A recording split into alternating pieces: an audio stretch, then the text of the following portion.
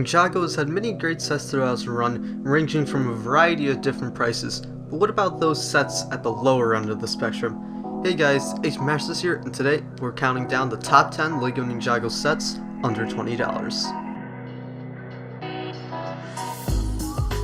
Cole's Dragon came out in winter 2016 as a part of the Skybound wave, and it was a very good set for only $10. When the set came out, it featured a lot of just articulation, and it came with an exclusive Zane Jin Blade. It also came with two minifigures, being the Skybound version of Cole and Squiffy, and the dragon in general just was really good. Although it was at a small scale, it featured a ton of articulation, and there was a lot of playability you could get from it.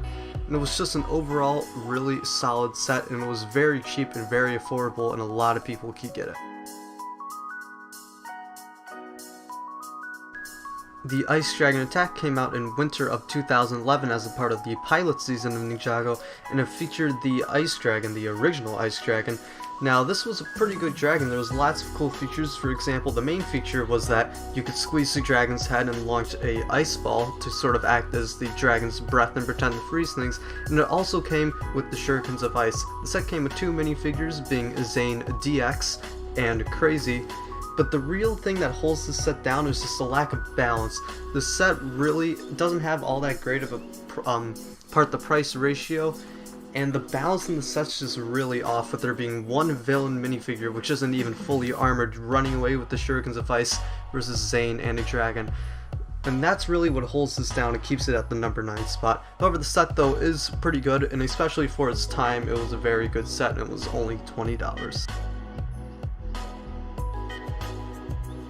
Cole's Earth Driller was released in 2013 as a part of the final battle wave, and it featured Cole's Earth Driller. Now, of course, the main thing about Cole's Earth Driller that really set it apart from anything else is just the Earth Driller itself. We don't have anything else like this in Ninjago, and the function is just great of it.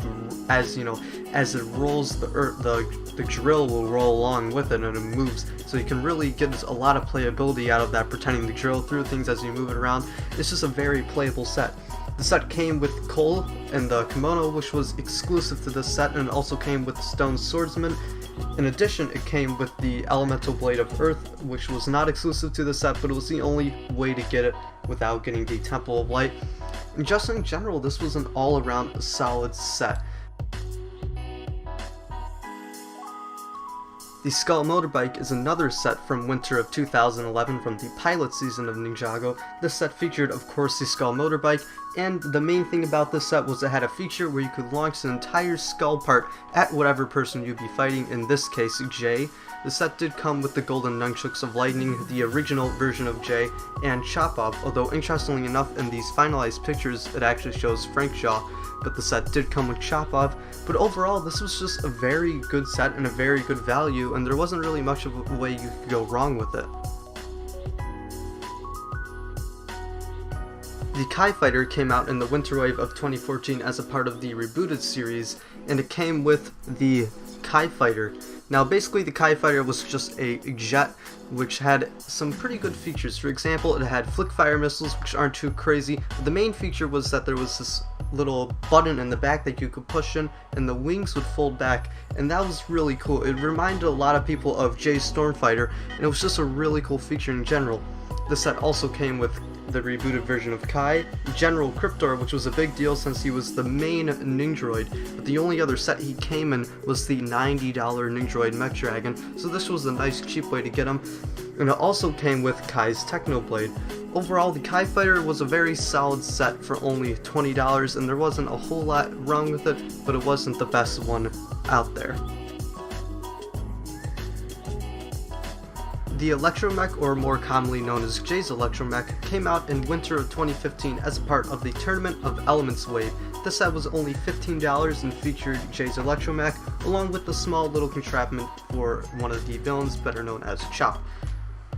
Jay's Electromech itself had a lot of articulation, 2 stud shooters, in a feature very similar to the Kai Fighter, where the little blades in the back would be able to move up and down by pushing a sort of like piston in the back. The set came with 2 minifigures, both of them being exclusive to the set, the tournament version of Jay and Chop, and it also came with a small little contrivance for Chop to give him a little bit of a chance to fight against Jay. This set also, of course, came with one of the collectible Jade Blades. There wasn't anything wrong with it, and for the most part, for $15, this was an extremely great set and just a really good deal in general too. Just barely coming in at number 4 is the Overborg Attack. The Overborg Attack was of course part of the rebooted wave, and it started the trend of the double bike set for $20. This set was the first of the double bike sets that came in at $20, and it featured a bike for Lloyd and Cyrus Borg, or in this case, Overborg. Cyrus Borg's bike was of course the real star of the show, featuring 2 saw blades which, if you had them angling touching the ground, would spin as you moved the bike, and then other 2 blades in the front.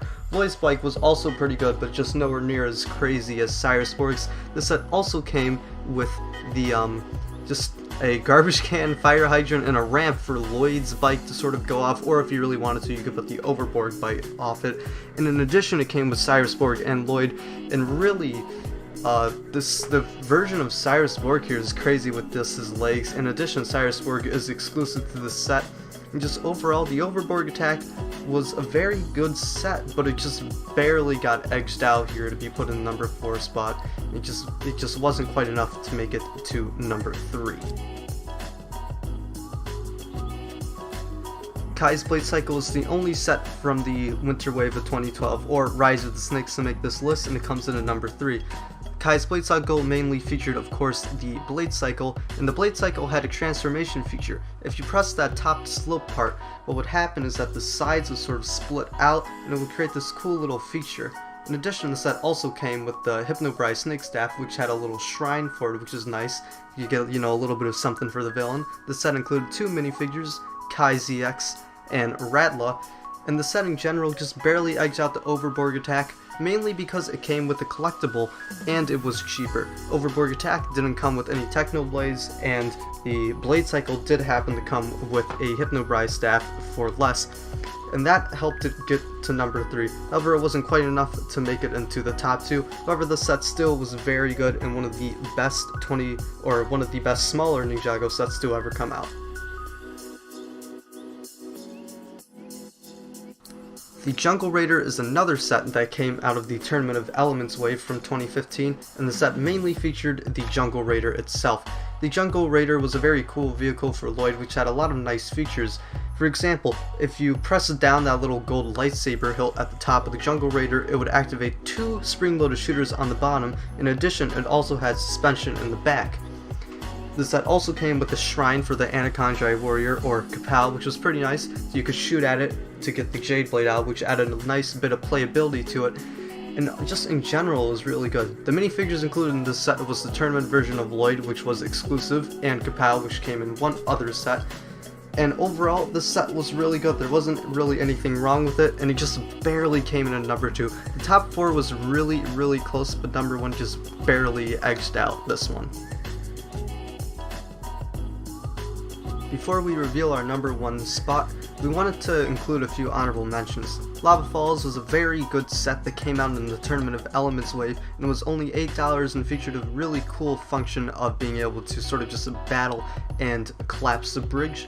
Kai's Fire Mech was a very cheap mech from the final battle wave for only $10, which is one of the best smaller mechs we've ever gotten, and it was just really cool at the time.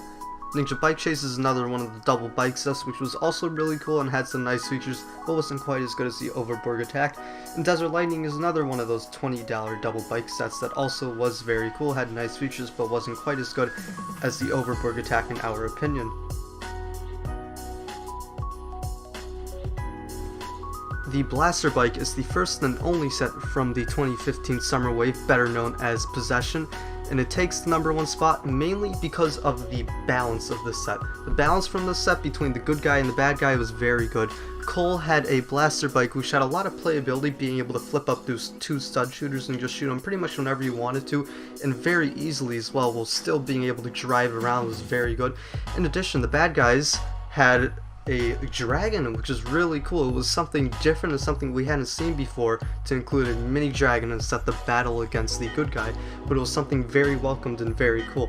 In addition, the set came with an arrow blade for Cole, it came with Cowler, 2 Screamers, and Possession version of Cole. And just overall, it was the perfect $20 set, and there wasn't anything really wrong with it that you couldn't just, easily fix. Like, the main issue with it was that the bike had a little bit of trouble balancing, but you just moved down one of the exhaust pipes and fixed that. Overall, this set was just very good.